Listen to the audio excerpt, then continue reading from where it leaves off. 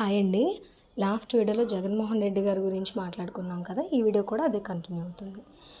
అసలు ఇప్పుడున్న ప్రభుత్వం అయితే అండి, నారా చంద్రబాబు నాయుడు గారు కానీ, నారా లోకేష్ గారు కానీ, డిప్యూటీ సీఎం మన పవన్ కళ్యాణ్ గారు కానీ, వీళ్ళు ముగ్గురు కూడా ఏం చేస్తున్నారు అంటే, క్లారిటీగా చెప్పాలి అంటే, జగన్మోహన్ రెడ్డి గారు ఏదైతే చేశారో అంటే ప్రజలతో ఉండి ప్రజల కోసం తీసుకొచ్చిన పథకాల్ని ఇంప్లిమెంట్ చేయడం ఎలా చేశారో సేమ్ ఆ విధంగానే వీళ్ళు కూడా అదే ఫాలో అవుతున్నారండి.